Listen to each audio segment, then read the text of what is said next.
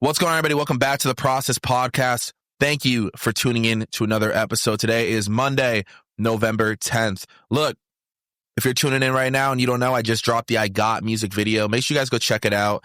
Go drop a comment on the YouTube video. I'll put the link to the description. I'll put the link in the description here. Music videos cost a lot of money. They cost a lot of money to make, and they don't return any money. So spend some money on this. Everybody's always asking me, man, why don't you do music videos? Do more music videos. Well, I'll tell you why I don't do music videos. Music videos can cost $5,000 to $10,000 to do, even $2,000 to do.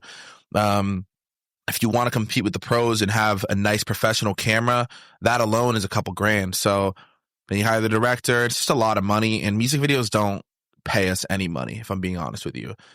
You spend money on a music video, you're not getting any money in return. So sometimes it feels like, I don't know, like a waste of time a little bit. And a lot of times also people don't care anymore. Like the music video I just dropped has 500 views on the music video. The song has 150,000. Sorry, the song has been streamed 200,000 times already. The music video, I know I just dropped, but it only has 500 views. And then so sometimes it's like, what's the point?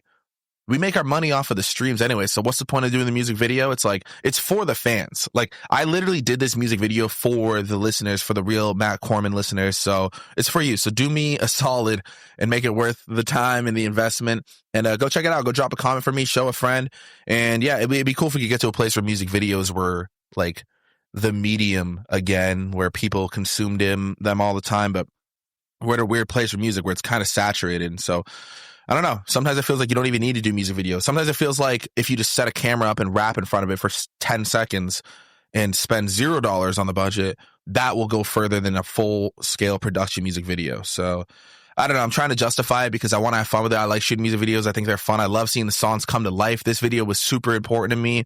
It detailed...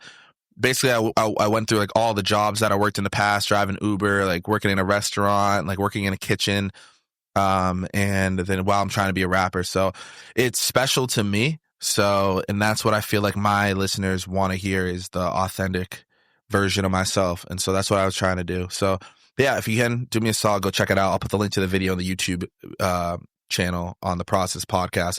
If you're listening on Spotify or anywhere right now, do me a favor, go subscribe to there's a visual to this. So go subscribe to the channel on YouTube. I just started. We're almost at 30 subscribers, literally from zero. So you're here with me on day one. And thank you if you're watching on YouTube. Drop a comment. Let me know where you're at. Yeah, thanks for tuning in. So today I want to talk about something that's pretty interesting. Now, everyone knows that AI has infiltrated our fucking brains left and right? We got ChatGPT is like people's best friend. Google has the Google AI. We just see AI everywhere. It's like we can't even think for ourselves anymore. We just rely on AI for everything. And I'm part of the problem. I do it for a lot. And it's because they make it so fucking good. And to the point that just recently, the #1 country song in the world was an AI song. I'm going to say that one more time. The #1 song in the world in the country genre was an AI song. Let me read from this article from Newsweek here, where it talks about it. According to Billboard's country digital song sales chart, the #1 song in the U.S. is Walk My Walk by Breaking Rust, an artist that was created by artificial intelligence. This is a new development in the music industry, as it is the first time an AI-created song has reached the top of the charts. There have long been concerns about the use of generative AI in creative sectors. Discourse about this came into the fold a few years ago following protests in Hollywood from the writer and actor guilds, which took place shortly after the public release of ChatGPT, and concerns that came in tandem with the new technology and its implications. Any creative materials that have been made with the usage or assistance of AI are heavily scrutinized, be it the debut of the so-called AI actress Tilly Norwood or internet furor over Coca-Cola using AI in their Christmas advertisements. High-profile musicians, including Sir Elton John and Dua Lipa, are among those leading the charge for AI regulations, as multiple petitions have been launched to ban the usage of AI in certain areas. That's crazy. So the #1 song, according to Billboard sales in the country genre, is a song that's made by artificial intelligence. If you're watching the screen right now, behind me are songs that I created. It says here 40 million streams, 2 million streams, 1 million streams, 1 million streams, 30 million streams. I have hundreds of millions of streams on my music that I thought of. I created it. alongside the producers that helped me work on it. And then to make it sound really good, I worked with engineers, and these are all my friends. And we created this music that was listened to hundreds of millions of times from our heads, right? Our brains. Let me tell you, to get a number one song on Billboard charts is so difficult. The fact that a robot has the ability to do that this isn't in like a plumbing industry or like a construction industry. This is the arts. Art is created by humans. Think about contemporary art and paintings. We go and we look at it and we're so amazed by the level of detail that humans can put towards a canvas. It's the same thing with music. You listen to the music. A part of the reason why art is so incredible is because a human did it.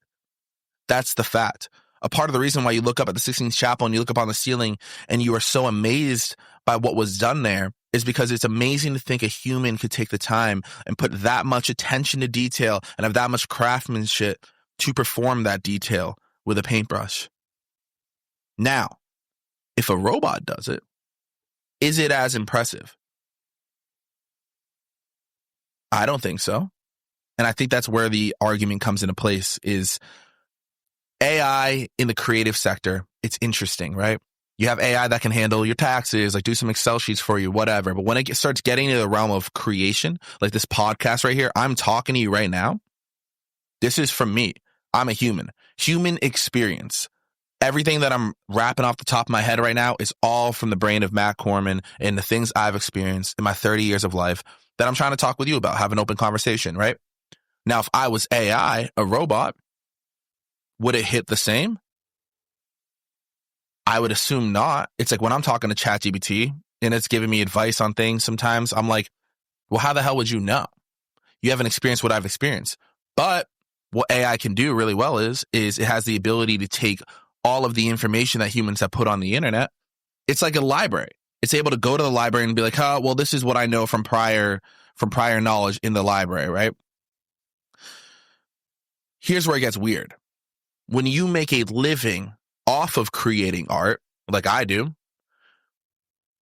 and the goal of mine, like lifelong goal, would be to end up on the number one slot of the Billboard charts. That would be incredible. That would change my life entirely. Okay? I've been working at this for over 10 years to get to a place to do something like that. And it's very hard to achieve it, especially being an independent artist. It's insanely hard to achieve a number one Billboard slot. Now, a robot was able to do it, and its inception was just this year. That's terrifying.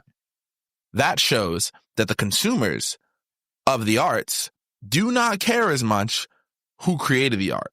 They don't care about the artist as much. They don't need to pay the artist as much because there isn't as much value now placed on the artist due to the fact that the number one selling artist in the country genre at that moment in time isn't a human. It's a robot. So what does that tell you about the future for artists? Is the value going to be placed on the artist or the art? I would say my contention is it's going to be placed on the art rather than the artist, which is terrifying. That scares the shit out of me because I'm a professional artist. And I'm proud to say that because you know what? It's really hard to become a professional artist. Artists don't get paid a lot as is. If you do any sort of research on musicians, painters, anything that has to deal with the arts, typically they're not making a lot of money until they get to a point. Especially in music, being an independent artist and living off of that is really difficult because the industry is very, very gatekept. So you don't typically see an independent artist with a number one song or even being a major artist at all. There's not really any independent artists that are selling out arenas. It doesn't exist. So what does that tell you? That tells you that you need to sign to a major label in order to get that type of success. This isn't something that's just like drafted up. Like I think that there's like a misconception between people where like, oh yeah, you're an artist. Like you could just be like Drake one day. It's like, I will never be as big as Drake unless I signed a massive recording deal. That's just the facts. Because put it this way, If I told you that everybody that played in the NFL on Sunday had to sign to the NFL, you would say, yeah, that makes sense. You wouldn't go to somebody being like, oh, why aren't you playing in the NFL, man? Like, blah, blah, blah. And it's like, oh, well, I didn't sign to the NFL, but like, I'm a professional football player in this league over here. You kind of look past them. That's being an independent artist. There's an opportunity to get to the NFL, but in order to get to the NFL, you have to sign with the NFL. That's the music game too. It's the same thing. And so where it gets really scary is the fact that now there's AI that can get in the league too. They're in the league, and these labels are signing AI artists. See where I'm going with this? So the professionals that are going to be playing in the league aren't going to be humans one day. It's going to be AI. You can already see it with apps like Sora. People are like, oh, well, an AI can't replace a human because of the branding and the feel. Like, we're going to need the human touch. Look at Sora. Look at AI videos.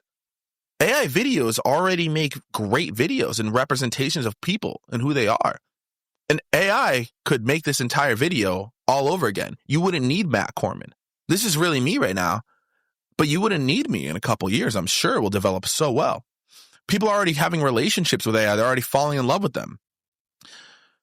That's terrifying. And so what are my thoughts on it? Overarchingly is I'm terrified as a professional musician of where that's going to head to. It already was heading towards a bad position where ticket sales were declining. People were going to less concerts. But there is a flip side to it. On that note, is that while this all is happening, maybe people are going to start craving human attention more in that connection. And then maybe live concerts will now become more of a thing again in all genres.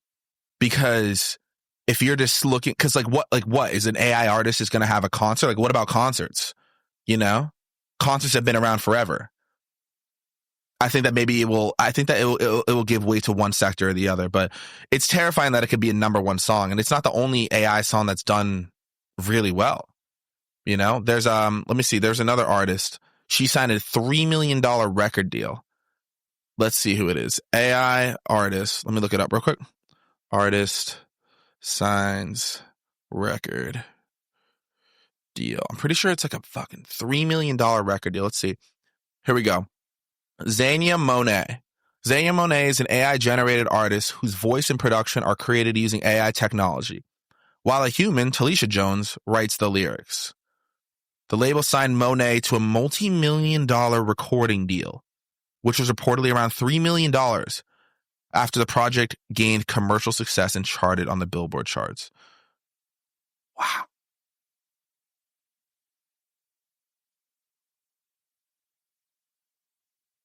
I'm at a loss for words, honestly. What? Signs a multi-million-dollar record deal.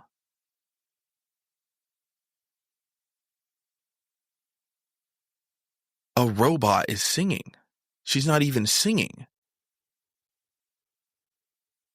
I'm happy that I was born when I was born, and I'm happy I got a chance to do music, and I'm happy that I'm here putting my all into it and putting my best foot forward with it and recording and putting out my content. And I'm happy that whatever the future looks like when I pass one day, at least that I have a vault of journal entries, you want to call them, which are hundreds of songs that people could listen to. At least I have these podcasts that people could go look at and listen to and watch the videos and watch my comedy and see my sense of humor and maybe can take some sort of like inspiration from what I've done and like maybe spread some positive energy. I'm happy that I'm able to do this as myself and a real human. I'm happy you got to listen to me sing and try to sing and then hear my mistakes. I'm happy that you're able to hear my raps and be able to tell me if it's good or bad. I'm happy that not everything's perfect. I think we're getting to a time where robots are going to make everything seem too perfect, and it's not even going to be like real life anymore. The beautiful thing about being a human is the imperfections that we carry. It's beautiful. The things that I love or I fall in love with people are their imperfections. It's like my significant other. I don't want her to be perfect. I want her to be her and love her for her imperfections. There's a scene in Good Will Hunting where the actor Matt Damon is talking to Robin Williams' character, rest in peace, and they're talking about his wife. And he's like, ma'am, you know what I really miss about her? Because she passed away. Spoiler alert. And he's like, what? He's like, man, the good stuff. Like, she like farts when she sleeps and like all this stuff, like all like the things you would consider to be embarrassing or imperfections. But he says that's the great stuff.